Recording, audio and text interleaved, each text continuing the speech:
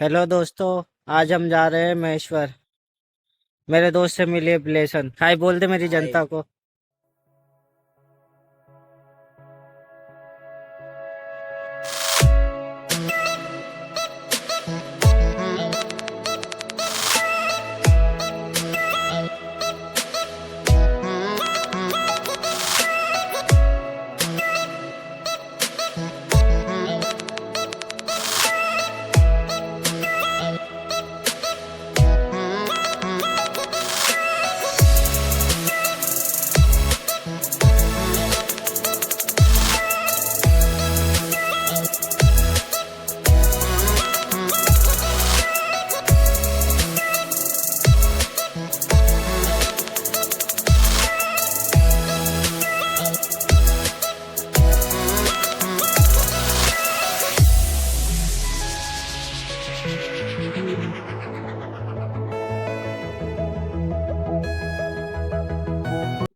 तो दोस्तों मैं आ गया हूँ महेश्वर।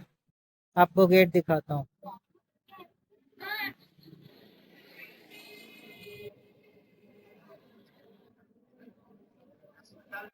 ये महेश्वर का गेट है जो बहुत ही पुराना है। अब यहाँ से मैं टूर गाइड को ढूंढूंगा। तो हमें टूर गाइड मिल चुका है। आइए मैं आपको भैया से मिलवाता हूँ।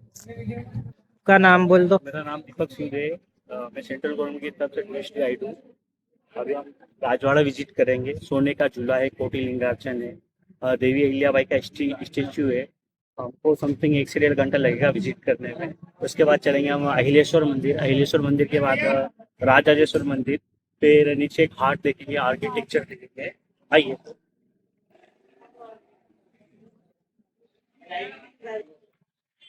मैं और मेरा दोस्त आए हैं साथ में घूमने के लिए। हम बहुत टाइम से मिले ही नहीं है ना भाई। बहुत टाइम। कहाँ से आए आप? हम आए हैं देवलरा से। ये है धार जिले में, धर्मपुरी के पास। धर्मपुरी से कितना पड़ता? 40 किलोमीटर।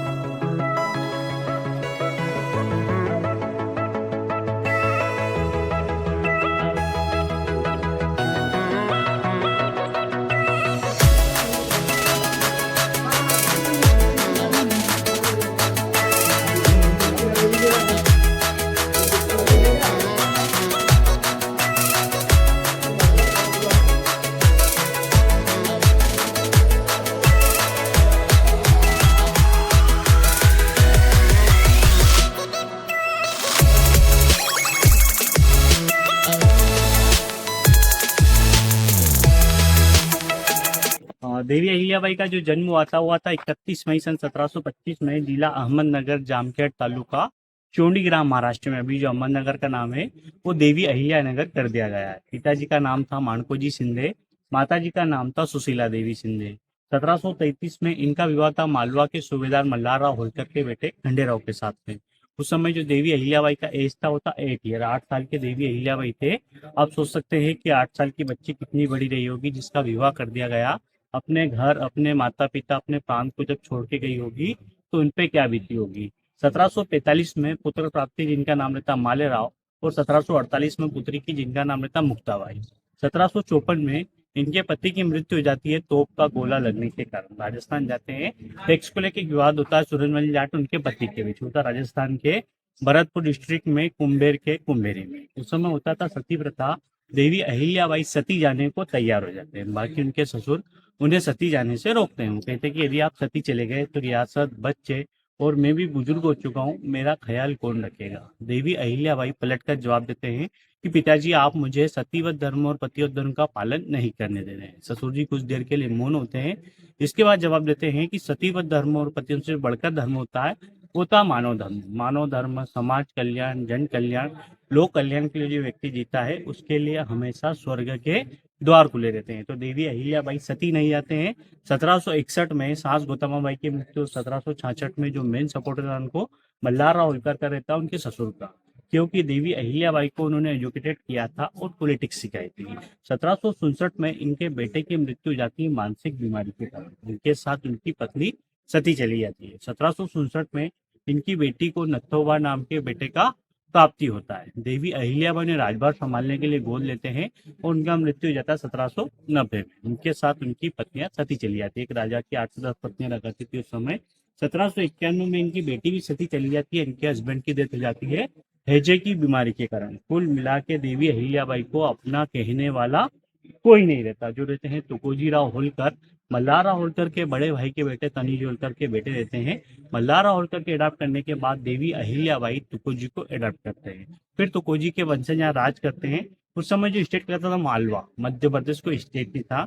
इनके अंदर का जो जिले आते थे, मालवा के 6 जिले, गुजरात के 4 जिले और खानदेश का 1 जिला, टोटल 11 जिले इनके अधीन आते थे, जिससे ये टैक्स का वसूली करते थे। इनका जो टोटल संपत्ति था आज से कैलकुलेशन किया जाए तो होता 16,000 करोड़ रुपया। 90% जो खर्चा किया देवी अहिल्याबाई ने धार्मिक कार्यों के खर्चों में खर्च किया। धार्मिक कार्य क्या किया? संपूर्ण भारत में देवी अहिल्याबाई ने कुएं बनवाए, बावड़ियों का निर्माण किया, कुंडों का निर्माण किया, तालाबों का निर्माण किया और जो मंदिर मुगलों ने तोड़ दिए थे उनको वापस से जीर्णोद्धार किया। कुल 29 जगहों पे देवी अहिल्याबाई ने कार्य किए। इसमें 4 धाम भी आ गए और 12 ज्योतिर्लिंग भी आ गए। इसलिए देवी का दर्जा मिला है। सनातन धर्म को जागृत करने का काम किया था उस समय, वो देवी अहिल्याबाई ने किया था।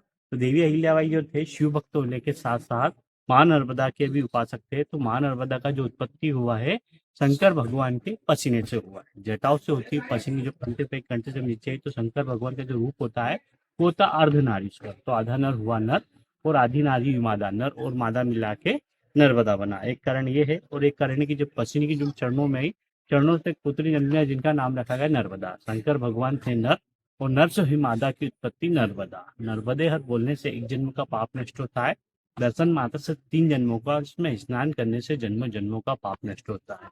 गंगा में स्नान करने से पापों का मुक्ति, इधर दर्शन मात्र से पापों का मुक्ति। गंगा है मानव कल्याण के लिए, ये है देव कल्याण के लिए। और विश्व में एकमात्र नदी इसके कंकर कंकर में शंकर। इस नदी से जो शिवलिंग प्राप्त होता है, आप डायरेक्ट जाइए इनका पूजा कीजिए, प्राण प्रतिष्ठा करने की कोई जरूरत नहीं। और विश्व में एकमात्र नदी इसका पुराण है नर्मदा पुराण, किसी भी नदी का पुराण नहीं है।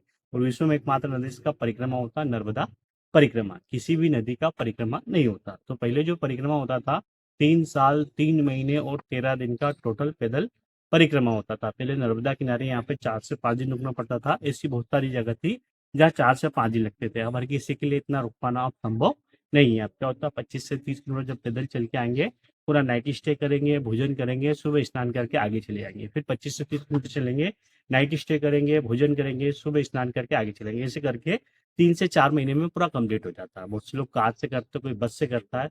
कार से 8 से 10 दिन लगते हैं, बस से 12 से 15 दिन लगते हैं। बहुत से लोग मुझसे ऐसे लोग मिले हैं जिनका काम है सिर्फ नर्मदा परिक्रमा करना, कार से नर्मदा परिक्रमा करते हैं। इसके अलावा उनके पास कोई काम नहीं है। मंदिर और आश्रम में जाते हैं तो वो 500 का नोट ऐसे देते हैं जैसे अपन 10 रुपये दे रहे हो। इतनी कृपा इनके ऊपर बोलता है कि हमारे पास पैसा कहाँ से आता, हमें कुछ नहीं पता। 1767 में क्या होता है, जब इनके बेटे का मृत्यु होता है तो इनके जो सेनापति रहते हैं जिनका नाम रहता है गंगाधर चंद्रचूड़, वो पेशवाओं को पति लिखते कि पेशवाओं के अंडर में थे ये। सबसे हम फर्स्ट बात करें छत्रपति शिवाजी महाराज, इनके बेटे थे छत्रपति संभाजी। और छत्रपति संभाजी के जो बेटे थे होते साहू महाराज। और साहू महाराज की सेना में सरदार थे बालाजी विश्वनाथ। और बालाजी विश्वनाथ के बेटे थे बाजीराव पेशवा प्रथम। इन्हीं की सहयोगी थे देवी अहिल्याबाई के ससुर सूबेदार मल्हारराव होलकर। सूबेदारी में इन्हें मालवा स्टेट दिया गया। सेकंड हुए माधवराव सिंधे, उन्हें दिया गया ग्वालियर स्टेट। 60 किलोमीटर दूर है धार, वहां थे परमार और पवार हो गए थे। गुजरात के बड़ौदा के साईजीराव गायकवाड़ और एक थे नागपुर के रघुजी भोसले। इन दोनों का कॉन्टेक्ट सीधे साहू महाराज से था। तो ये सेकंड पेशवा प्रमुख को पत्र लिखते जिनका नाम था रघुनाथ पेशवा, राघुबा दादा के नाम से भी जाने जाते हैं। उन्हें पत्र लिखते हैं कि होलकरों में कोई जेंट्स उत्तराधिकारी बचा नहीं है, आप डायरेक्ट इन पे अटैक कीजिए, आपको सरेंडर कर देंगे। तो देवी अहिल्याबाई ने क्या किया था, समय से पहले एक वुमन्स आर्मी तैयार कर दी है, महिलाओं की एक सेना की टुकड़ी तैयार कर ली थी।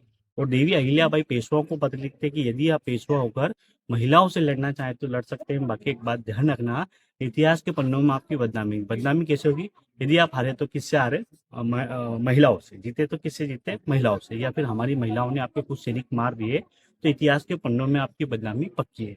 तो पेशवा क्या करते हैं, इनसे माफी मांगते हैं और कहते हैं कि माँ साहेब, हमारा इरादा नहीं था, हम आपके बेटे की मृत्यु की सांत्वना के लिए आए थे। इस तरह पेशवा अपनी बात करते हैं और देवी अहिल्याबाई युद्ध बिना युद्ध लड़े जीतते हैं।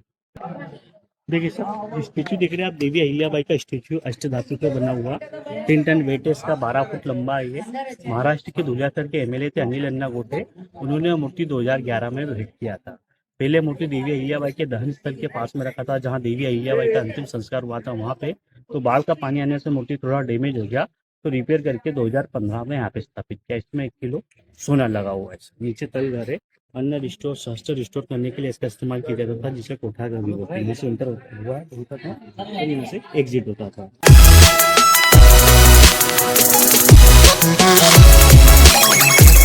ये पालकी देख रहे हैं आप, देवी अहिल्याबाई का पालकी। जो बुजुर्ग जब चलने में असमर्थ हो गए थे तो ये पालकी से आना जाना करते थे। जैसे कहीं भी आते थे लोकल में तो पैदल ही आते थे। जितनी जगह देवी अहिल्याबाई ने अपने धार्मिक कार्य किए थे 29 जगहों पे, इसमें 4 धाम भी आ गए और 12 ज्योतिर्लिंग भी आ गए। इसमें देवी का दर्जा मिला। सनातन धर्म को जागृत करने का काम किया था उसमें, वो देवी अहिल्याबाई ने किया था।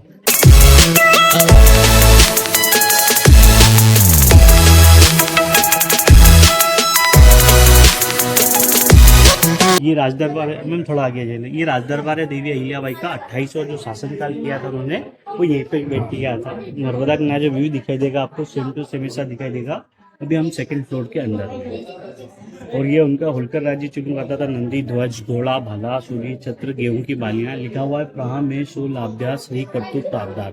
इसका अर्थ होता है कि कोशिश करने वालों की कभी हार नहीं होती। और ऑरेंज कलर के जो वर्ड पढ़ेंगे तो उनका सरनेम बन के तैयार हो जाएगा। होल्ड कर देख सकते हैं सर। और फर्स्ट जो फोटो दिख रहा है आपको, देखिए फर्स्ट फोटो दिख रहा है श्रीमंत महाराजा मल्हारराव होलकर का। पेशवाओं के सूबेदार थे ये।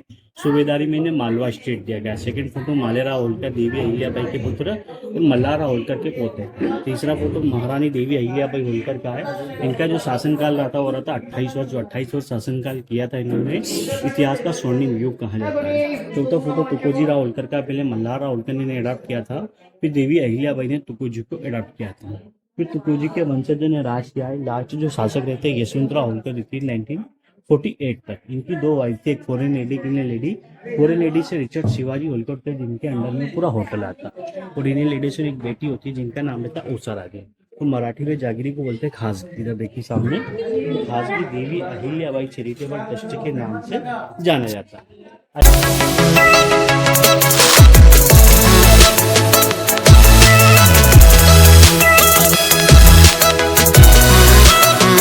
देखिए फर्स्ट फ्लोर पूरा निवास स्थान है देवी अहिल्याबाई का।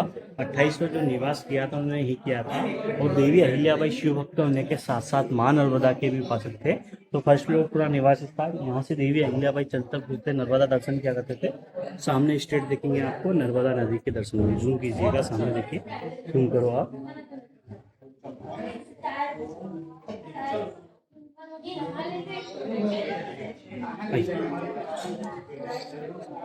ये पालकी है। जब होलकर में जब शादी होता था दुल्हन के लिए इस्तेमाल किया जाता था। इस साइड वो कोने में रखा, अंबारी बोलते हैं इसे। इसे हाथी के ऊपर रखा जाता था। इस साइड में रखा, इसे होदा बोलते हैं, ये भी हाथी के ऊपर रखा जाता था। मराठी में चूड़ी को बोलते हैं बांगड़ी। तो गोल गोल दिख रहा है जिसका नाम बांगड़ी तो ऊपर रखा गया है। कंटिन्यू 7 से 8 बार चलता था, इसको कुछ नहीं होता था। वो तो 1 से 2 बार में पूरा लाल हो जाता था। छल्ले के आकार का कटिंग कर करके इसको ज्वाइन किया गया है। अभी हाथ लगाने में कांसे से बना तोप है। अभी का जो कांसा होता है गन मारता है, कांसा गन नहीं मारता। अभी भी आप हाथ लगाएंगे तो आपको ठंडा लगेगा। हाँ आइए।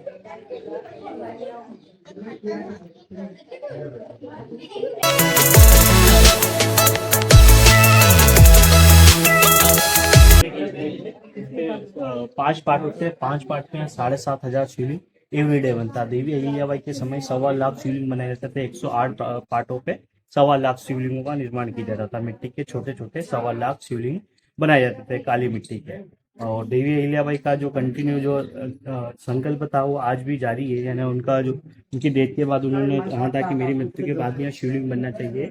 यहाँ आज भी 5 पार्ट पे 7,500 शिवलिंग एवरीडे बनता है। देख लकड़ी का पार्ट दिख रहा है आपको, सामने इस साइड में दिख रहा है लकड़ी का पार्ट। हाँ, छोटे दिख रहा है। इस टाइप से 5 पार्ट पे 7,500 शिवलिंग एवरीडे बनता है।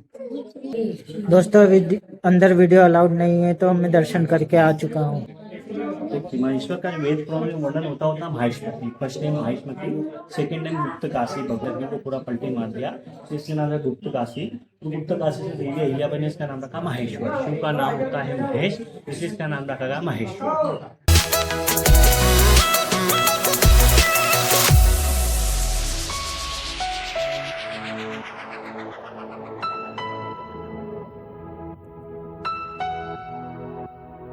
राज दरबार लगने से पहले यहाँ पे बड़े बड़े नगाड़े बजाए जाते थे। नगाड़ खाना के नाम से भी जाना जाता है और नगाड़ा द्वार के नाम से भी जाना जाता है।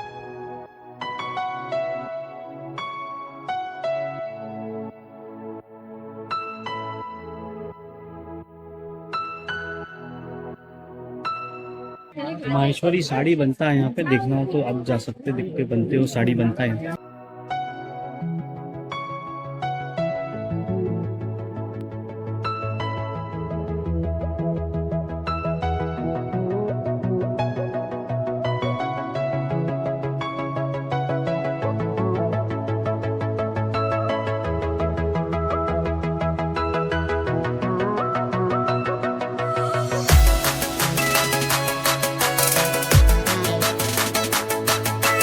ये थी अपनी रेवा सोसाइटी।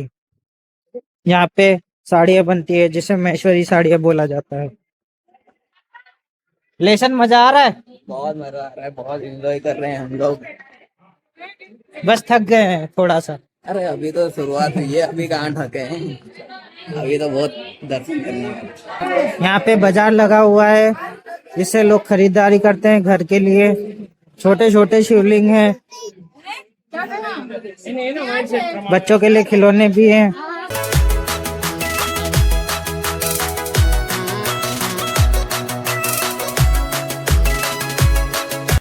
देखिए अखंड 11 दीपक जलते आ रहे हैं। भगवान राम के जन्म के समय से भी पहले से यहाँ पे जो शिवलिंग है, भगवान परशुराम ने शिवलिंग का स्थापना किया था और भगवान राजेश्वर सहस्त्रा व भगवान विष्णु के सुदर्शन चक्र के अवतार ने यहाँ पे मानव रूप में जन्म लिया था माहेश्वरी नगरी में। मैंने बताया इसका जो ओल्ड नेम है वो है माहेश्वरी।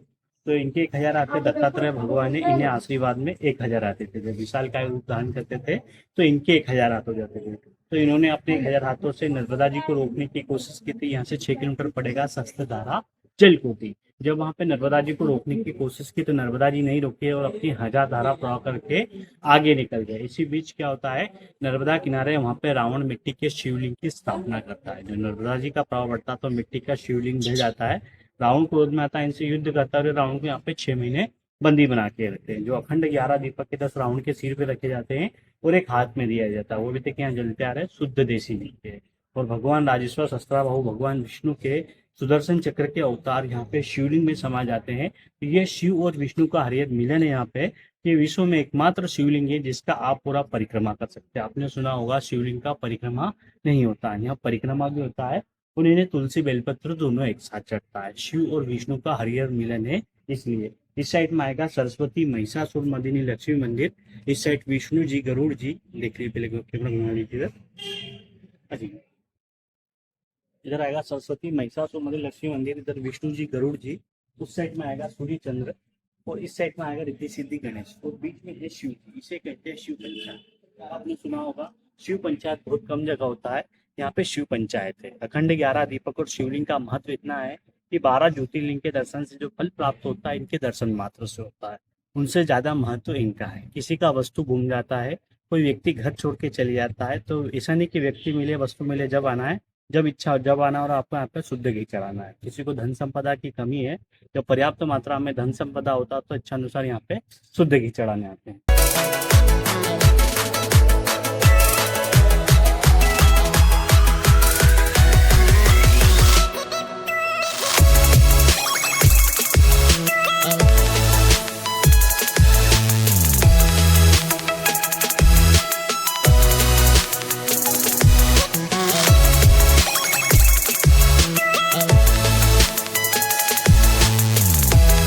इस साइड से 7 दीपक देखने को मिलेगा। इस साइड से 7 दीपक देखो आप, 7 दीपक।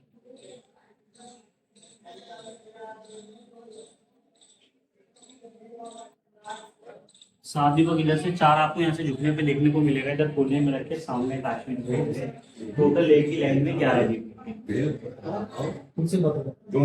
आपको यहाँ से दर्शन करना, पूरा दर्शन यहाँ से ये वाला मंदिर, ये मंदिर, इधर वाला व्हाइट वाला, ये वाला वाला, ऐसे चारों मंदिर का दर्शन भी होगा। तो आपका शिव पंचायत का पूरा शिव जी का परिक्रमा हो जाएगा और शिव पंचायत के भी दर्शन हो जाएंगे। यहाँ से स्टार्ट करेंगे।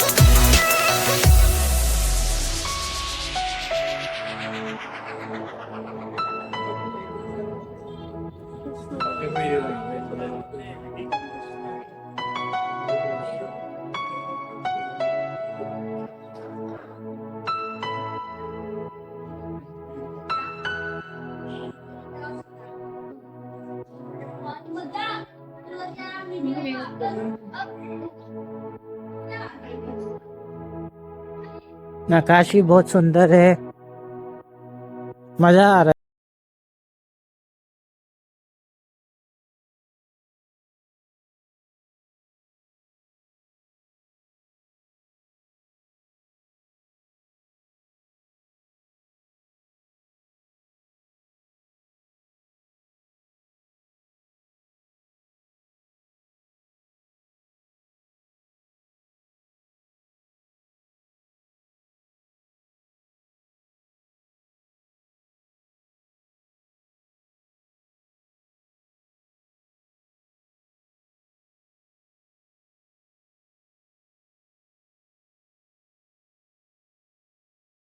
अपने नंदी महाराज, जय नंदी महाराज।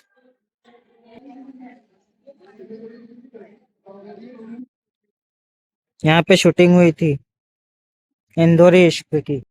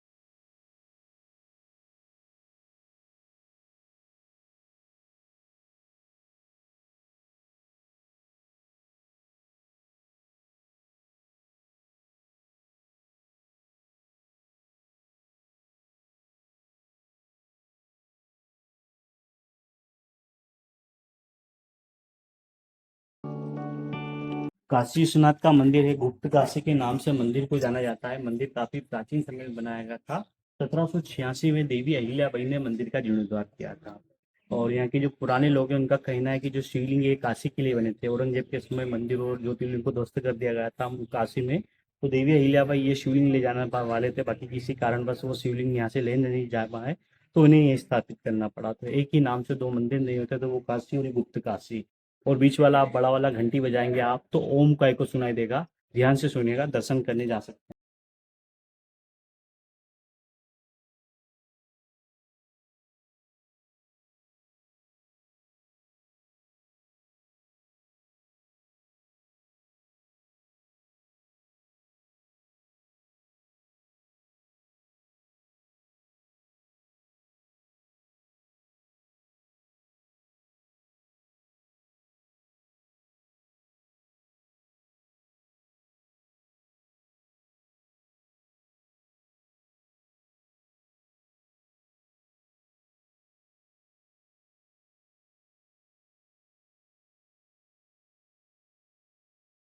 जी कटघरे में दिख रहे हैं आपको।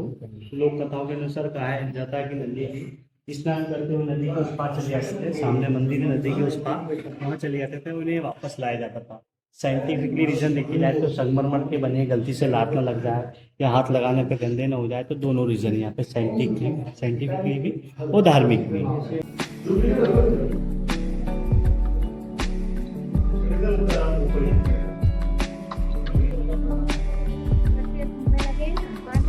ये काशी विश्वनाथ मंदिर है जिसके दर्शन हमने कर लिए हैं।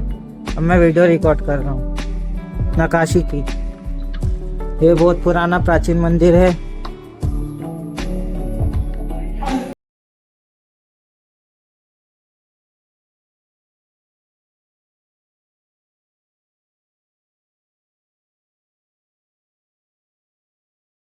बहुत लग रही है, गरम गरम चिपक रही है एकदम सिर पे। शेर बना हुआ है, हाथी बने हुए हैं। यहाँ पे एक और शिवलिंग है। एक हनुमान जी का छोटा सा मंदिर है सामने। कुछ नृत्य पता नहीं क्या है, बट ये भी अच्छा है। शेर को हाथी खा रहा है। शेर से लड़ाई हो रही है शायद।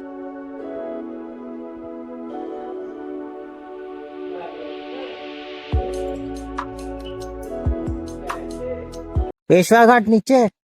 पेशवा घाट इस साइड में होगा। अच्छा इधर है। और इधर कौन सा घाट आएगा? अहिल्या घाट। अहिल्या भाई। देवी अहिल्या घाट 28 घाट है टोटल में। 28 घाट है।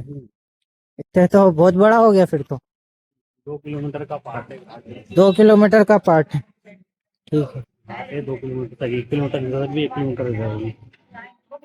यहाँ का गोल्ड एरा कौन सा था? हाँ गोल्डन एरा कौन सा था? बोल यानी स्वर्णिम युग 1767 से 95 तक 1767 से 95 तक गोल्डन एरा था महेश्वर का। अलवा स्टेट। महेश्वर खंडवा जिले में आता है भैया। यहाँ से इंदौर से भी आ सकते हैं और मुंबई का हाईवे रोड भी है। धामनोद से सीधा पड़ता है। धामनोद से 13 किलोमीटर पर महेश्वर है।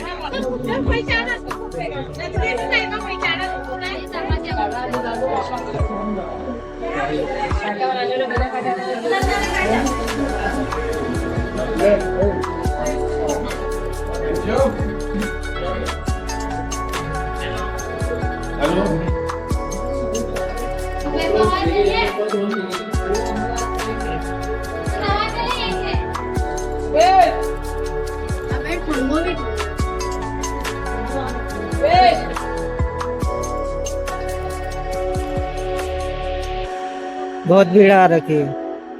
इसका ले लो।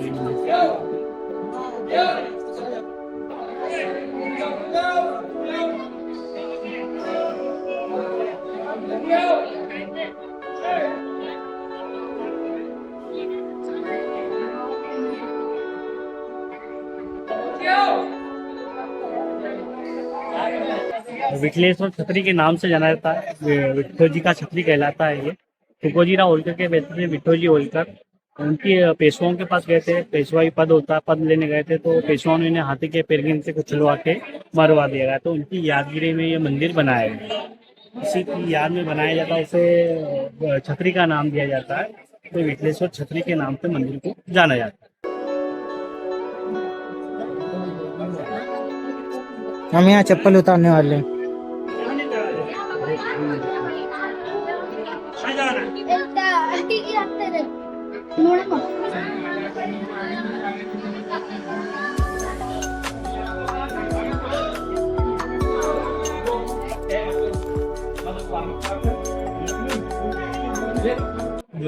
इस साइड में राम जी का मंदिर है, इस साइड जामवंत जी का मंदिर है। जामवंत जी का मंदिर अभी तक आपने सुना नहीं होगा, कहीं भी जगह मंदिर है। यहाँ पे जामवंत जी का मंदिर है, आप दर्शन कर सकते हैं। चलिए आप वीडियो बनाने।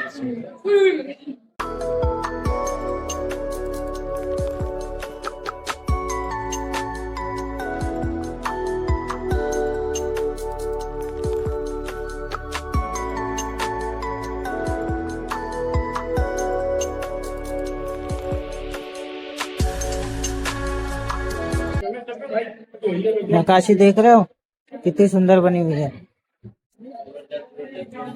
अब मैं नर्मदा घाट दिखाऊंगा आपको फिर से।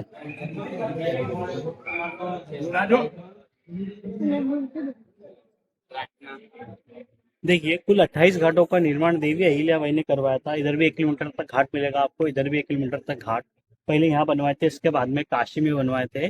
और हर घाट में जो शिवलिंग की स्थापना की गई थी वो देवी अहिल्याबाई द्वारा की गई थी। देख सकते हैं आपको हर घाट में शिवलिंग देखने को मिलेगा। बीच में जो मंदिर दिख रहा है आपको नर्मदा के बीच में, देखिए नर्मदा के बीच में देखिए बाणेश्वर मंदिर है। बाणासुर नाम के असुर रहते थे, शिव का तपस्या के समय वहाँ पे मंदिर को बनाया था। परमार वंश में देवी अहिल्याबाई ने मंदिर का जीर्णोद्धार किया था। फर्स्ट मंदिर दिख रहा है आपको तेरा वाला, देखिए ये देवी अहिल्याबाई का दहन स्थल है। अंतिम संस्कार उनका यहीं हुआ था। 13 अगस्त 1795 में हुआ था। 70 साल की उम्र उनका डेथ हुआ था। 70 साल भी जी पाना उनके लिए बहुत कठिन था। कुल 29 मौतें उनकी फैमिली की देखी थी। लास्ट में देवी अहिल्याबाई का है।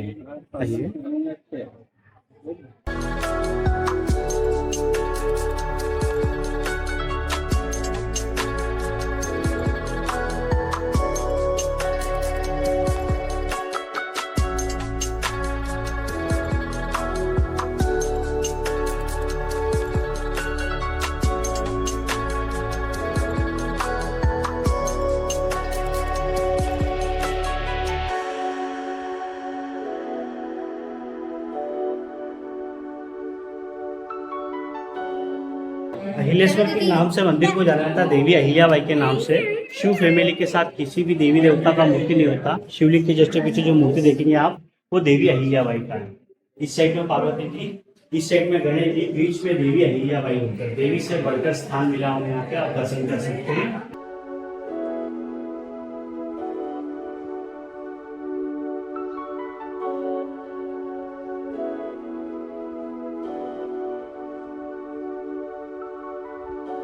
ये मंदिर देखा आपने, ये मंदिर अहिलेश्वर के नाम से मंदिर को जाना जाता है। ये मंदिर बनाया था तुकोजीराव होलकर की बहू, जिनका नाम था कृष्णाबाई। वो देवी अहिल्याबाई के कैरेक्टर से इतने इंस्पायर हुए कि वो देवी अहिल्याबाई को अपना आइडियल मानने लगे, उनके नक्शों कदम पे चले लगे। तो उन्होंने मंदिर, उनकी मृत्यु के बाद श्रद्धांजलि स्वरूप मंदिर बनाया। ये विश्व में एकमात्र मंदिर है जो बहू ने अपनी सास के लिए बनाया। ये पूरा आउटर वॉल जो देख रहे हैं आप, इसको बनने में लगा था 35 ईयर। इसमें सामने वाला मंदिर, उसके पीछे की दीवारें 1799 से 1834 तक बना था। पूरा बना है काले पत्थर से, कई जगह लाल पत्थर है। लाल पत्थर को बोलते हैं सिलमिट्टी, इसको बोलते हैं ग्रे ग्रेनाइट। नमी वाला पत्थर नक्काशी की गई है, नमी वाला पत्थर पे की गई है। यदि भूल पत्थर पे नक्काशी करेंगे तो पत्थर टूट जाएगा। जो नक्काशी की गई है, इस डिजाइन का इस्तेमाल आपको महेश्वरी साड़ी सूट पे आपको देखने को मिलेगा। इसमें जॉइंट है, गुड़, सरस, गोल, उड़द की दाल का इस्तेमाल किया गया है और इंटरलॉकिंग सिस्टम का इस्तेमाल किया गया है। और भगवान शिव के साथ भगवान विष्णु को दर्शाया गया है। तो भगवान विष्णु के 10 अवतारों का चित्रण किया गया, देख सकते हैं आप। पहला अवतार मत्स्य अवतार, दूसरा अवतार दक्ष अवतार, तीसरा अवतार वरा अवतार, चौथा अवतार नरसिंह अवतार,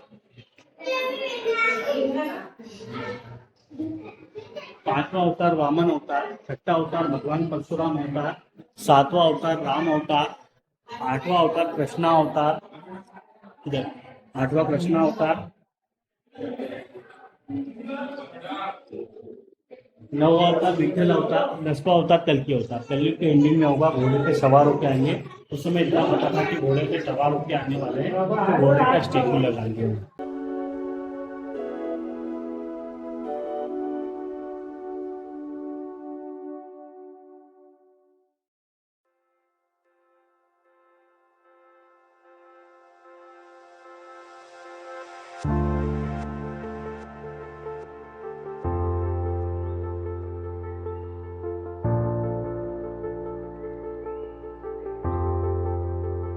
और बता, मजा आया मेरे साथ? बहुत मजा आया। मैं तो काम ही कर रहा हूँ भाई, तेरा तू बोर हो रहा होगा है ना।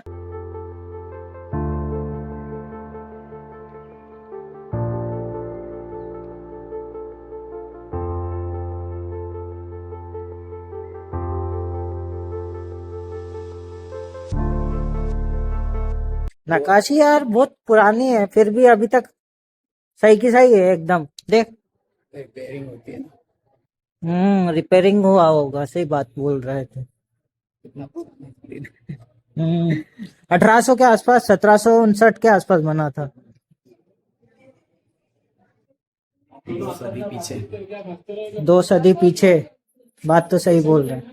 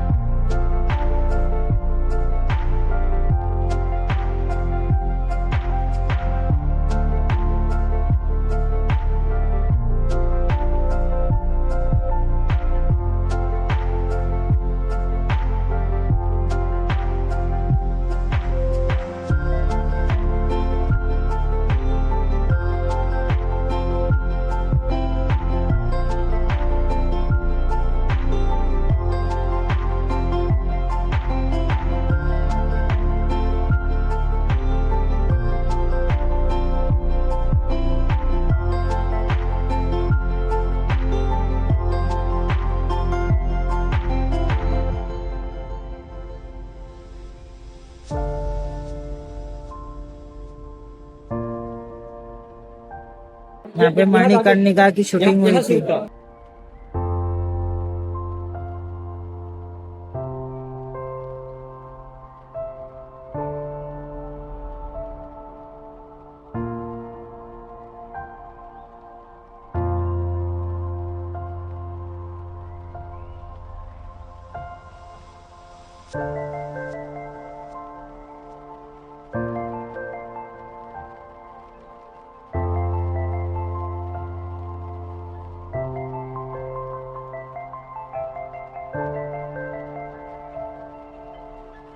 ये मंदिर कितना ऊंचा है यार, कैसे बना होगा? पहाड़ को काट के बना होगा शायद से, पता नहीं। उस टाइम कितनी मेहनत लगती होगी, है ना? इतने बड़े बड़े पत्थरों को उठाओ। तो भैया कहाँ रह गए?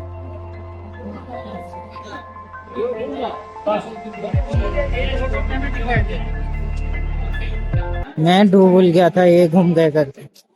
चलो भैया।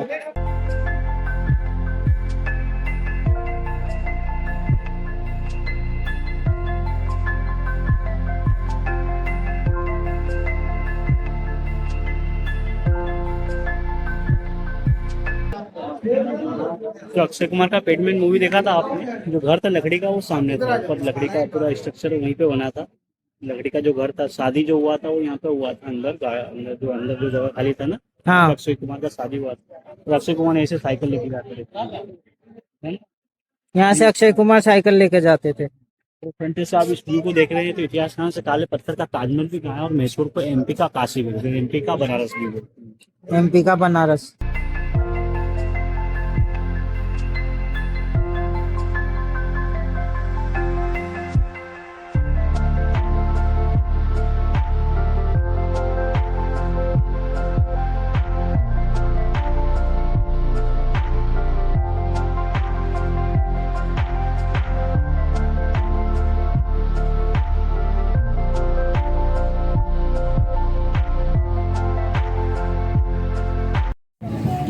हेलो दोस्तों, मेरा दोस्त बोल रहा है यूट्यूब में शायरी सुनाया कर। अब बताओ क्या करना चाहिए? शायरी याद करो आपके लिए क्या? सुना दो, कुछ तो बोल दो भाई शायरी आती ही नहीं है तो कहाँ से सुनाऊंगा? हेलो, अभी हम नींबू पानी पीने जा रहे हैं। ये दुकान है, यहाँ पे आंटी नींबू पानी बना रही है। क्या क्या डाल रहे हो आंटी?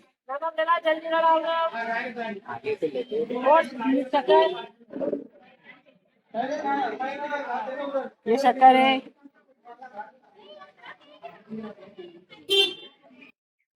नींबू पानी बर्फ डालो, डाल दो।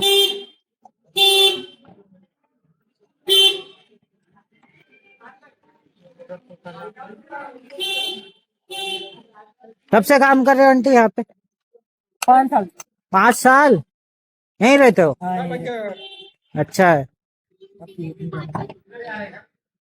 बोलो सर, नींबू पानी, सोडा, चाय, कॉफी सर बनाए क्या? ठंडा चाय कॉफी। नींबू पानी पियेंगे, देखते हैं कैसा लगता है।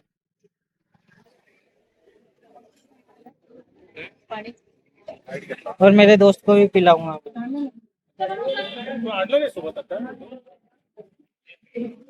मजा आ जाएगा नींबू पानी पी के, है ना? क्यों? आ जाए, बहुत मजा थक गए वो। थक गए? अभी कहाँ थके भाई? थोड़ा थोड़ा के थका। दौड़ा दौड़ा के थके। ये आ गया हमारा नींबू पानी। देखा, तेरा दिख नहीं रहा। चलो पी के देखते हैं कैसा बना। हेलो, एक नंबर बना, एक नंबर। अब मैं जा रहा हूँ साड़ियों की, यहाँ पे साड़ियाँ बनती है वो देखने के लिए। आइए चलो देखते हैं साड़ी कैसे बनती है।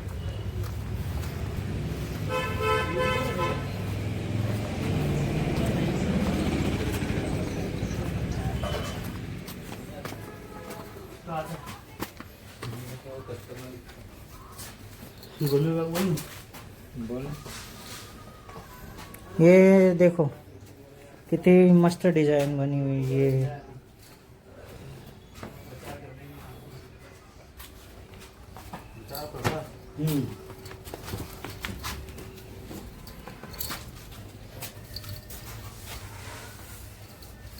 भैया का शुभ नाम? उदित।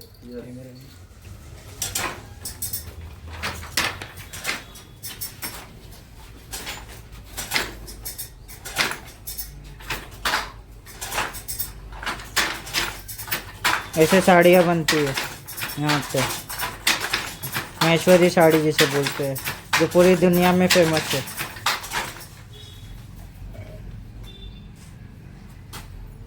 और ये देखो धागे लटके हुए हैं। मेरा नाम है दीपक सिंह, मैं यहाँ का टूरिस्ट गाइड हूँ। यदि आपको मैसूर विजिट करना हो तो मेरे कांटेक्ट नंबर है 9039669112। तो आप इस नंबर पे कांटेक्ट कर सकते हैं। धन्यवाद। तो ये था मेरा ब्लॉग, लाइक शेयर सब्सक्राइब कर देना। चलो अब मिलते हैं नेक्स्ट ब्लॉग में।